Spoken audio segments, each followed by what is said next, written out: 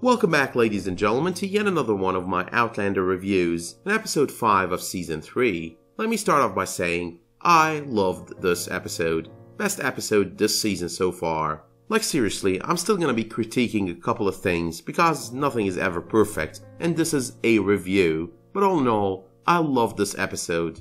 And it is really huge that I'm using the word love here, because I generally prefer the episodes with the 18th century setting to their name. And this one was mostly 21st century Claire-centric, and barely had any of that. But congratulations are in order as well. You've waited and you've made it, and we're all right where everyone wanted the show to be. And while we might disagree on how rushed or not, some of it was to get to this point. It is one hell of a milestone, and it should all get better going forward. But let's just agree that we're not gonna rage this week in the comments, that we're not gonna talk to one another in some sort of a condescending manner. I'm under the assumption that we can all take a criticism of a scene on an episode of a TV series, one made by someone reviewing said TV series. And besides that, I saw no one complaining when I raved about how good Outlander is on my review of episode 3. We can do the same when I have a bit of a critique of the show. Bear in mind as well that my videos are reviews, so I'm gonna mention the good and the bad all the way through, no matter how people hate it. So let us as well not use the "we read the novels so we know it all" argument either. I'm not gonna say I read them all because I'd be lying, but I'm already done with 4 of them, and you don't see me flaunting that around in every video of mine,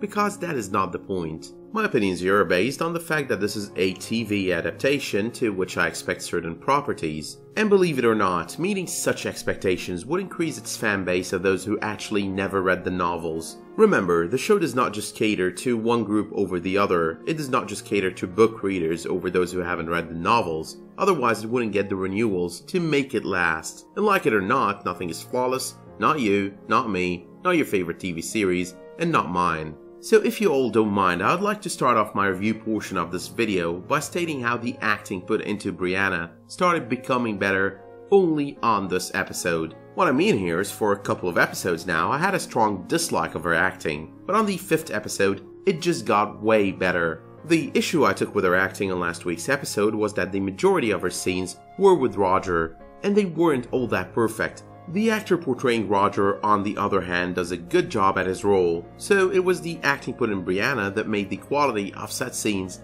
feel a lot lower than they should be. I'm definitely glad there's an improvement on that front though. After all, every single actor and actress on the show has gone through stages to get to being as amazing at their roles as they are 3 seasons in.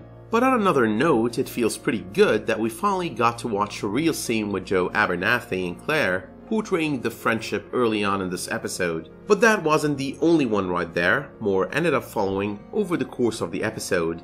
I still would have loved to see their friendship back when they had to struggle to become doctors. But nonetheless, something is better than nothing, so I'm mildly pleased on that front as well. Now when it comes to the scene they share with the Bones, I'm not going to discuss that much because I don't want to end up spoiling who the Bones belong to, but suffice to say, I'm looking forward to seeing that character on screen. But while we're still on the subject of Joe and Claire, that scene where she asks him if she were attractive, that is the kind of thing I was talking about on my review of episode 4. For that scene to be better, for us to feel the emotion on her side, for that scene to be more heartfelt, I guess that's the word I'm looking for here, heartfelt, we needed to actually know the guy, and more importantly, know their friendship. And like it or not, that would have made the scenes they chose to put in a lot better. Now I kind of love the amount of accents on the scenes with Roger, Claire, and Brianna. Just having these 3 people in a room, one speaking in an English accent, another in a Scottish one, and a third in an American, is kind of extremely interesting and entertaining to watch. But Roger came in with good news, having found Jamie's whereabouts. Now with all my complaints and my belief the show does not have to fully revolve around Claire and Jamie without paying attention to